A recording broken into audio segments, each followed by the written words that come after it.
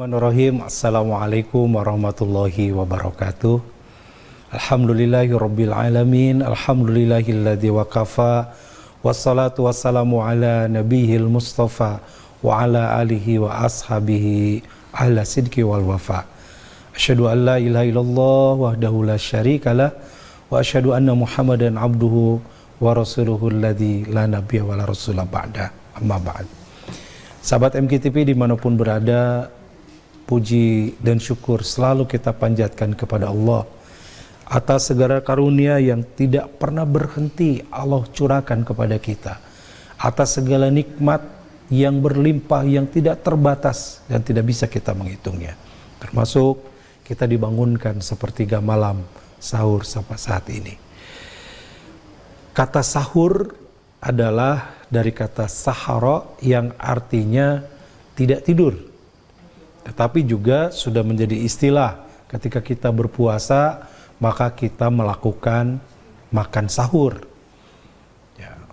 Kata sahur itu bisa diartikan begadang sebenarnya, jadi orang yang begadang tidak tidur dia sedang sahur, tapi ini menjadi istilah kita bangun malam, kita bangun untuk melakukan aktivitas. Apa aktivitasnya? Bisa beribadah kepada Allah dengan sholat di sepertiga malam, bisa berdoa, bisa beristighfar, termasuk bisa melakukan makan sahur. Ada apa keutamaan di balik sahur ini, khususnya di balik makan sahur? Rasulullah SAW dalam hadis yang diriwayatkan oleh Imam Bukhari, beliau bersabda, "Tasahharu fa inna fis sahuri barakah." Artinya makan sahurlah kalian karena di dalam makan sahur itu ada keberkahan. Ini poin pertama, keutamaan dari sahur. Orang yang makan sahur, dia akan diberikan keberkahan. Mungkin ada orang yang mengatakan, saya puasa nggak usah sahur juga kuat, saya nggak usah makan juga kuat. Ada yang sahurnya hanya sekedar minum atau bahkan nggak bangun sahur, tapi dia kuat puasa seharian. Tetapi ada yang hilang, dia nggak dapat keberkahan. Rasul menyebutkan dalam hadis ini, fa inna fis sahuri barakah. Sungguh dalam sahur itu ada keberkahan. Apa yang dimaksud dengan berkah? Para ulama memaknai berkah itu adalah an-numu wa ziyadatu minal khair. Numu itu artinya bertumbuh, berkembang. Ziyadah minal khair, bertambah, bertumbuh dan bertambah kebaikan. Diambil dari kata birkah. Birkah itu apa? Birkah itu kolam, ya. Kolam itu tentu tidak kecil, tapi kolam itu besar. Makin besar kolam itu, makin melebar dan makin meluas. Seperti itulah berkah. Yang boleh jadi amalnya mungkin kecil, sederhana, tetapi ketika penuh keberkahan, maka kebaikannya jadi meluas. Apa keberkahan yang kita dapatkan dari makan sahur? Satu, tentu saja ini sebagai persiapan kita untuk puasa kita di siang harinya. Kalau sepertiga malam bangun, kita makan sahur sebelum subuh tiba, sebelum terbit fajar, lalu kita sahur, maka ketika siang hari tubuh kita lebih kuat, lebih siap untuk berpuasa dan lebih kuat untuk melakukan amalia kita yang lainnya. Karena manusiawi sekali kalau kita tidak sahur lemes. Ada orang yang puasanya lemes, berat, kedip juga susah begitu ya, saking beratnya. Tuh gimana nih? Kenapa sampai seperti itu? Kayak lemes. Iya, saya nggak sempat sahur. Karena manusiawi, tubuh ini butuh asupan, butuh nutrisi, butuh makanan yang harus kita makan untuk jadi energi dalam kehidupan kita. Maka siang harinya dia tidak bisa melakukan aktivitas apa-apa karena mungkin perut lapar dan tidak diisi terlebih dahulu. Bayangkan dibedakan dengan orang yang diisi dulu. Maka begitu pagi hari dia masih segar. Begitu pagi hari sisa sahur itu masih ada di tubuhnya. Begitu beraktivitas dia tidak terlalu lemah. Ini berkah yang pertama. Dua, bangun sahur membuat seseorang membiasakan diri bangun di sepertiga malam. Ya mungkin bagi sebagian sahabat MKTV udah biasa bangun sepertiga malam. Tapi ada yang biasa susah bangun. Jangankan sepertiga malam, sholat tahajud, kadang-kadang subuh aja kesiangan. Nah maka berkah kedua adalah kita terbiasa bangun sepertiga malam. Karena ada makan sahur. Wah, semua sudah bangun nih. Karena ada makan sahur jam 2, jam 3, lampu sudah nyala. Kompor sudah nyala. Listrik sudah nyala. Magicom sudah nyala. Semuanya bangun. Bahkan acara TV seperti kita saat ini pun di sepertiga malam kita sama-sama bisa thalabul ilmi, bisa belajar. Ini berkah adanya sahur. Kalau nggak ada sahur, ya mungkin nggak bangun kita sepertiga malam ini. Nah tapi harapannya tentu kebiasaan bangun ini kita bawa selepas Ramadan ini berakhir. Kebiasaan sepertiga malam kita bangun adalah nanti kita ganti setelah Ramadan berakhir dengan terbiasa terus bangun sepertiga malam, menjaga sholat tahajud kita, untuk juga sahur saum sunnah Senin Kamis, atau amal-amal yang lain mendekatkan diri kepada Allah seperti beristighfar, berzikir ataupun membaca Quran.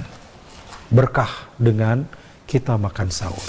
3, ada situasi dan kondisi yang sulit kita lakukan di luar bulan Ramadan untuk makan sahur seperti ini, tetapi ada di bulan Ramadan karena ada waktu sahur, yaitu kumpulnya keluarga.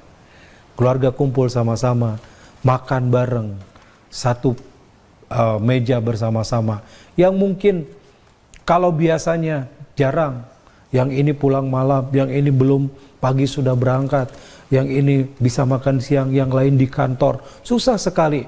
Tapi dengan adanya makan sahur, keluarga bisa berkumpul, bisa bercengkrama, bisa bersilaturahmi, bisa saling menguatkan ukhuwah satu sama lain, bisa mengingatkan persaudaraan, bisa menanamkan kasih sayang orang tua dengan anak, anak kepada orang tua, karena ada keberkahan dari makan sahur tersebut.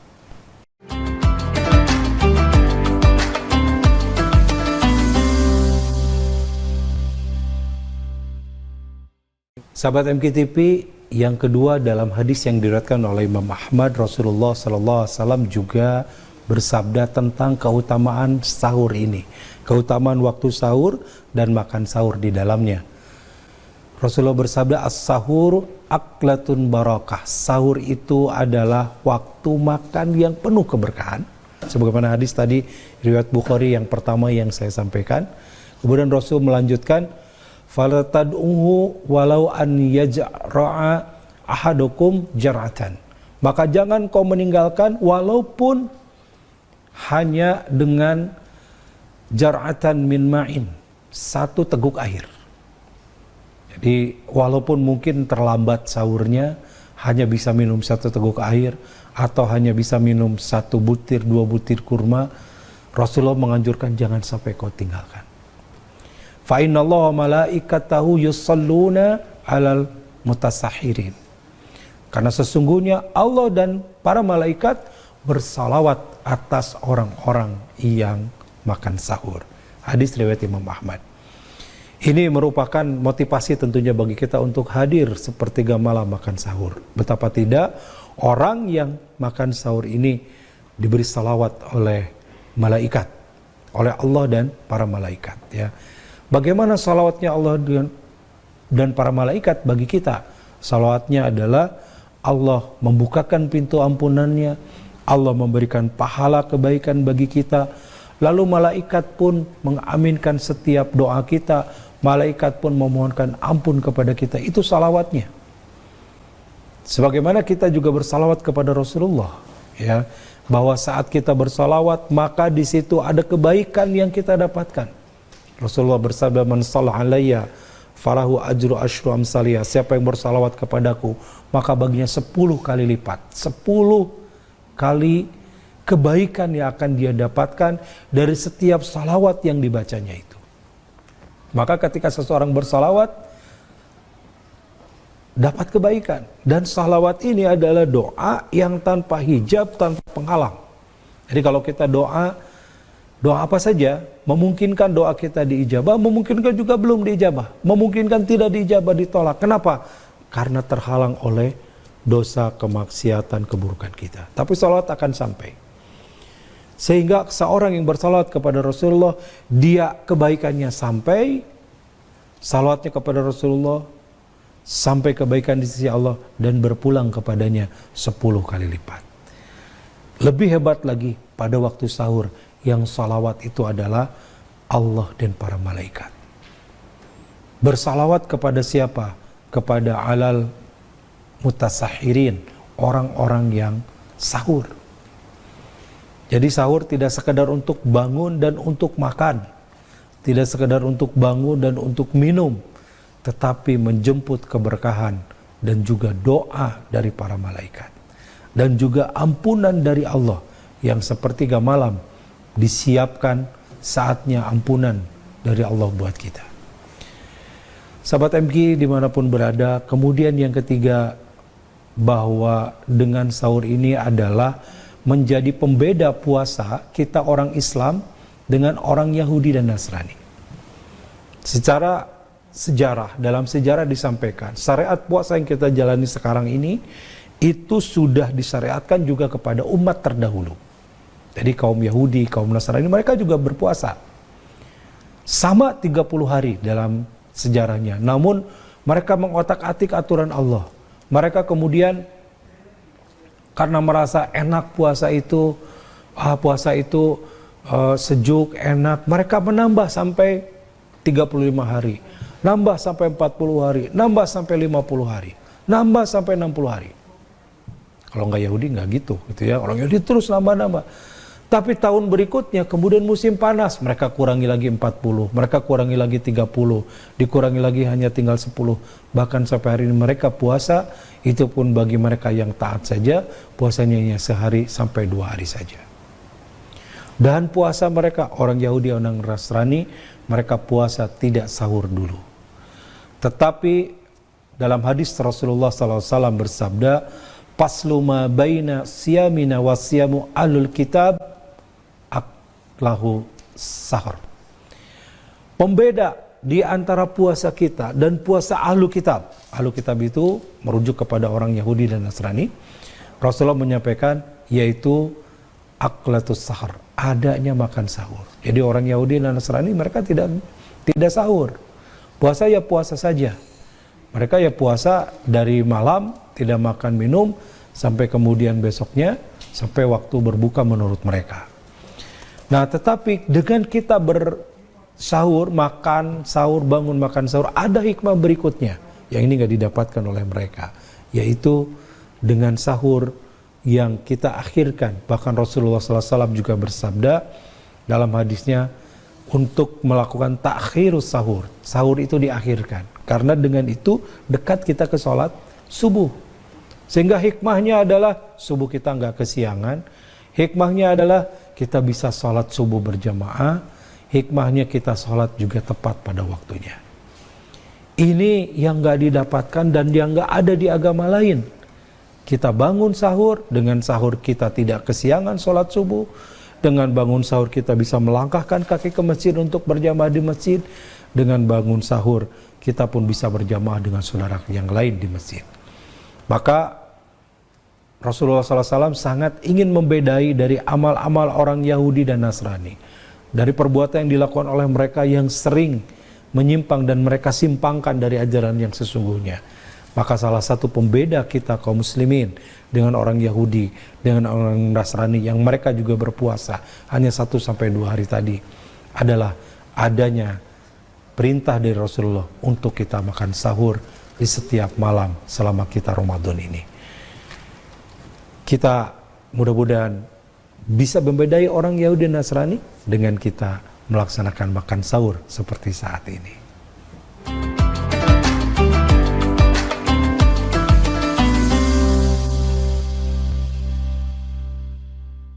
Sobat MK dimanapun berada, tadi kita sudah bahas ada 3 ya. 1, sahur ini memberikan keberkahan kepada kita yang makan sahur di sepertiga malam seperti saat ini. Yang kedua, dengan sahur adalah adanya salawat dari Allah dan para malaikat bagi orang yang sahur, sebagaimana hadis riwayat Imam Ahmad tadi. Yang ketiga, sahur adalah pembeda puasa kita kaum muslimin dengan ahli kitab, orang Yahudi dan Nasrani. Yang keempat, sahur ini adalah saat yang mustajab untuk kita berdoa. Maka sambil makan, kita bisa sambil bercengkrama dengan keluarga, komunikasi dengan keluarga, tapi juga kita bisa sambil berdoa. Ya, karena termasuk saat mustajab. Yanzilu Rabbuna tabaraka wa ta'ala kulla lailatin ila samai dunya hina yabqa sulusul lail. Allah Subhanahu wa taala turun ke langit dunia ketika sudah tersisa sepertiga malam. Inilah sepertiga malam yang disebut dengan zauful lail, penghujung malam. Jadi memang bagusnya Bapak Ibu sahabat sekalian, bangun sahur itu jangan terlalu malam. Ya, dulu orang tua saya cerita, dulu belum ada jam, belum ada timer, belum ada penunjuk waktu. Untuk sahur itu hanya mendengar beduk, suara beduk dari tajub atau dari musola, dari masjid kecil di kampung. Dan itu kurang lebih jam 2 kalau jam sekarang. Jadi jam 2 dipukul beduk, orang-orang pada bangun, sahur jam 3 tidur lagi. Maka yang terjadi ketika setelah makan tidur lagi, tidurnya akan nyenyak. Yang terjadi banyak pencuri mengampatkan kesempatan. Yang terjadi juga subuh kesiangan karena habis makan nyenyak, maka tidurnya bablas, subuhnya kelewat. Selain itu, pagi lapar lagi, karena kalau sudah makan di bawah tidur, secara fisik bisa lapar lagi karena sudah diproses oleh pencernaan kita saat kita tertidur tadi. Maka makin dekat kepada penghujung malam, makin dekat kepada subuh, itulah waktu sahur yang terbaik. Dan di situ juga ada tantangan dari Allah dengan kalimat yaqulu rabbuna yad'uni fastajiblah. Siapa yang berdoa kepadaku, berdoalah kalian kepadaku di sepertiga malam itu, maka aku akan kabulkan.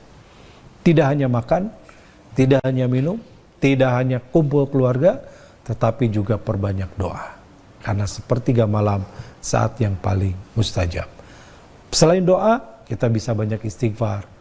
Salawat juga di sepertiga malam sangat baik waktunya, termasuk perbanyak zikir di sepertiga malam adalah waktu yang utama.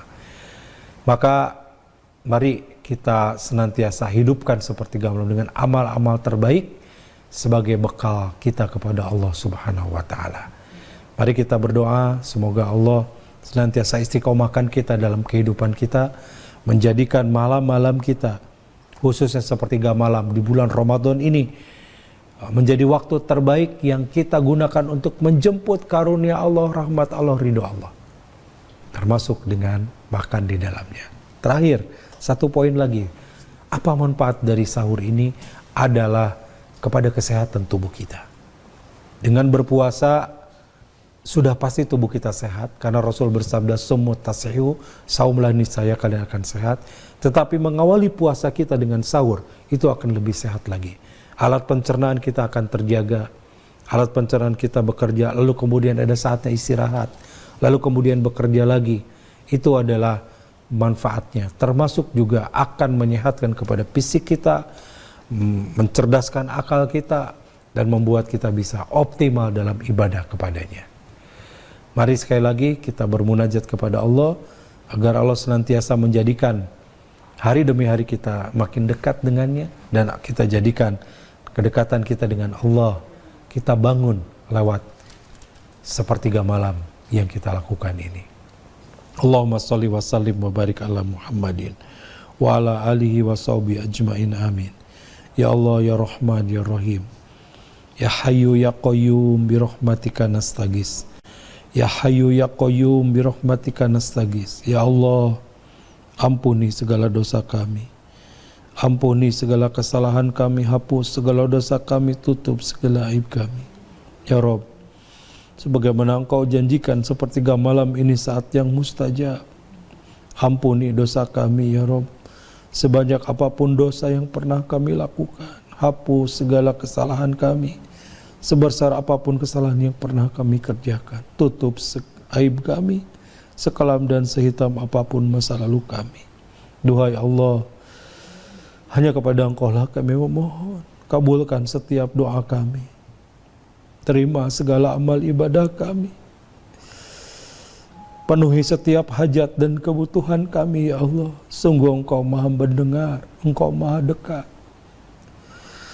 Jadikan setiap langkah kami Kau bimbing, setiap lisan kami Kau jaga, setiap perbuatan kami Kau pelihara dari segala dosa dan keburukan, ya Allah.